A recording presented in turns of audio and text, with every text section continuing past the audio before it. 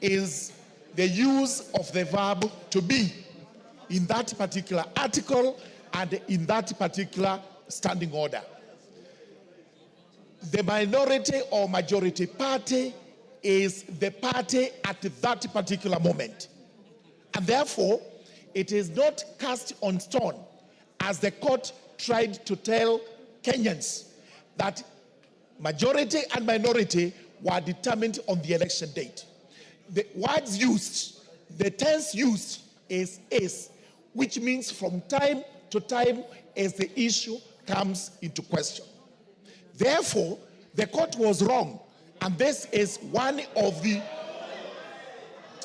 Yes, I respect the decision of the court, but on appeal, we will be arguing that the three judges were wrong because they actually did not take into consideration the use of that verb to be by having it in the present tense, that it is from time to time. And one example I can give is this. As at before the ruling, the majority was the Kenya Kwanza coalition. If the parties like UDA actually left Kenya Kwanza, does it continue to be the majority? It loses the status because that is determined from time to time by how many members are in the party or how many members are in a coalition. The court actually overreached when they went to interpret it this way, and we shall be taking these matters on appeal. But today, because the course of action of the 6th of October 2022 is spent, we require from you, Honorable Speaker, you give us another ruling using the verb to be. Present tense is. Who is the majority and minority today as we speak in Parliament? Thank you, Honorable Speaker. Maklap.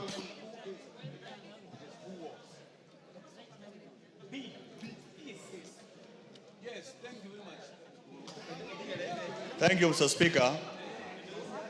I want members protecting me from dismembers.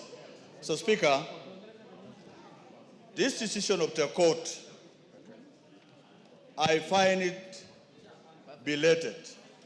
Mr. Speaker, for one reason. This decision was based at a freezing point.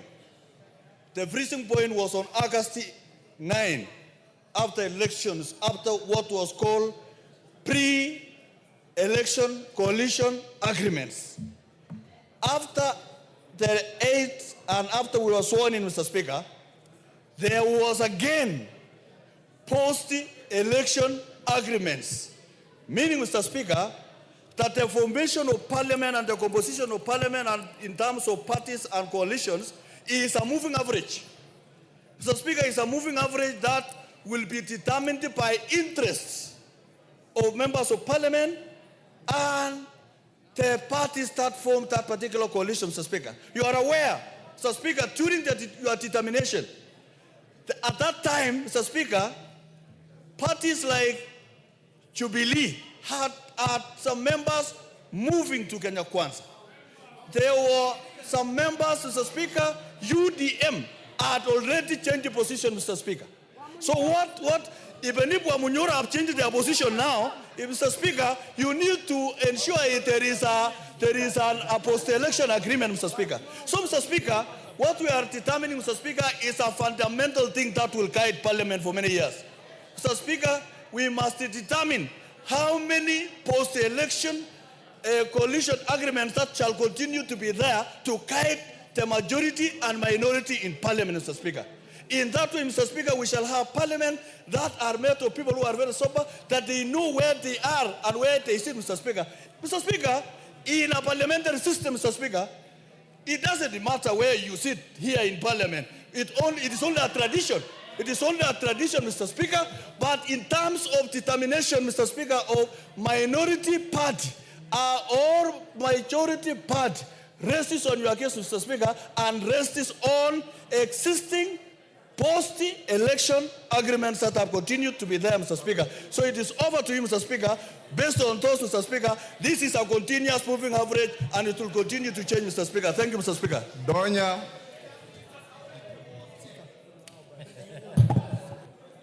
Thank you, Mr. Speaker. The fact that, Mr. Speaker, you have told us that we debate and you are going to rule on this one. I ask myself, the fact that Azimio didn't win the election of the Speaker, who are the majority then? That is our question, if we are debating. If you didn't win, we didn't win, I'm in Azimio, we didn't win the position of the Speaker, who are the majority then. That is, yes, that is the answer. You should answer. Who won? Who won? Put the question, Mr. Speaker. Who won the position of the Speaker? Then, who are the majority? Then, we should be debating on other things, Mr. Speaker. We should help our people. Like Kisi, we have no water, we have no electricity. We are discussing things that have been shot straight. Who was the Speaker then when we came to Parliament? The first time on 29th of September, who was elected as the Speaker? Thank you, Mr. Speaker. Wamboka.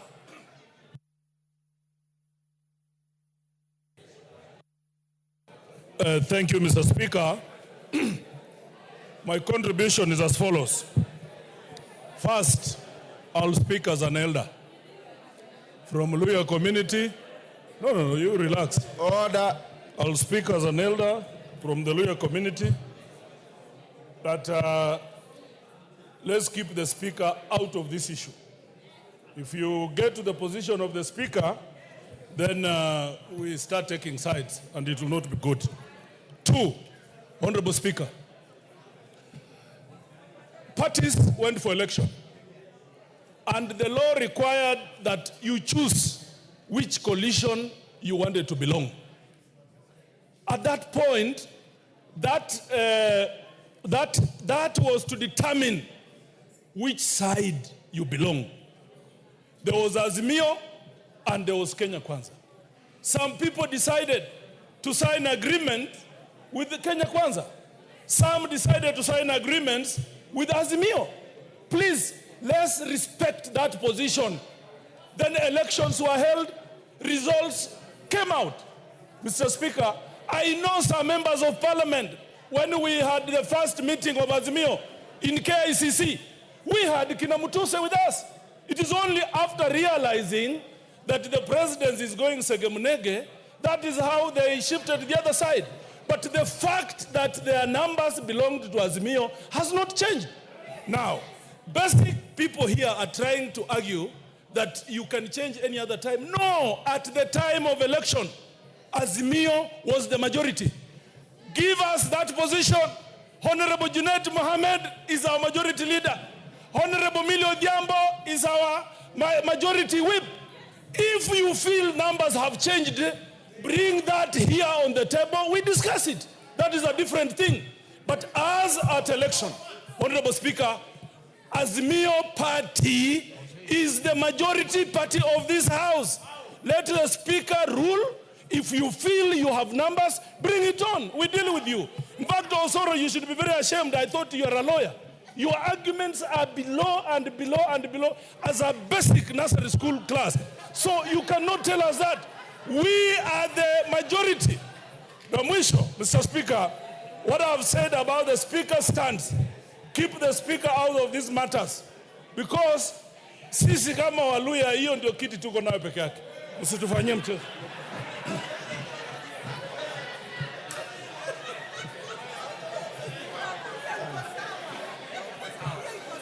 Sabina Chege. Sabina Chege.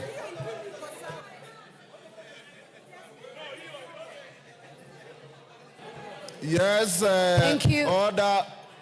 Thank you, Mr. Speaker, for this Yes, opportunity. Sabina, hold. Yes, Junet. What is your point of order? Mr. Speaker, Mr. Speaker, the honorable member, Honorable Wamboka, who has just finished his contribution, Mr. Speaker, says that the only seat we have in this parliament, the seat of lawyers, is only yours, Mr. Speaker. Mr. Speaker, do we assume now? Order, Honorable. He also said keep the Speaker out of this. So keep me out of this. Sabina Chege. Thank you, Mr. Speaker, for the opportunity. And Mr. Speaker, from the onset, I want to say that this judgment is meant to bring paralysis in this House. And you need, Mr. Speaker, to make a decision on this matter. Having listened to my colleagues on this judgment, and I've also gone through it, Mr. Speaker, there's a lot of consideration on the status quo as on 6th of October, 2022. Mr. Speaker, from 6th of October, many things have changed. Mr. Speaker, after your ruling, we made committees that were formed in this House. Mr. Speaker, there is also Parliamentary Service Commission that was also formed based on the minority and the majority. We have the IBC Select Commission. Mr. Speaker, we also, as a House, gave the leadership. Early this month, Mr. Speaker, we also received communication or reconstitution of the committees. And this afternoon, we're meant to have the House Business Committee. And so, Mr. Speaker, the big question I'm asking myself. So, who are going to be the chairs or the membership based on the majority and minority? And I think as a House, Mr. Speaker, and the fact that you're supposed to give a decision, you need to clear the air on the issue of majority and minority. After 2 years, Mr. Speaker, many things have changed. There are post and there are pre-coalition agreements. There are some coalition agreements that were done before the election, Mr. Speaker. If we take the case of Chap, Mr. Speaker, even before the election, they had left the coalition that they had signed with before. And so as we make the decision, are they part of Azimio? And the other question is, does Azimio still exist? Mr. Speaker, as a Jubilee Party, June 2023, we wrote a letter here as members of Jubilee Committee and requested to be an independent political party. So, Mr. Speaker, as we make this decision, are we going to be counted in Azimio, or are we going to be counted as independent? And because, Mr. Speaker, we hold these positions, we need clear guidance, Mr. Speaker, on this issue, so that as the whip sit down to reallocate the position, we know where we belong. Simple mathematics, if people are doubting, we can do mlolongo as year of time. We can do the calculation on who is on Kenya Kwanza, who is on Azimio, and make a decision, Mr. Speaker, instead of wasting time, Mr. Speaker, on precious time where you are supposed to be passing important bills in this republic. Then, Mr. Speaker, finally, there is broad-based government. So where do we stand? Thank you. Otienda Molo. Thank you, Mr. Speaker. Mr. Speaker, for starters, and because not all members have read the judgment, allow me to read 3 paragraphs so that people are in tandem. Paragraph 504.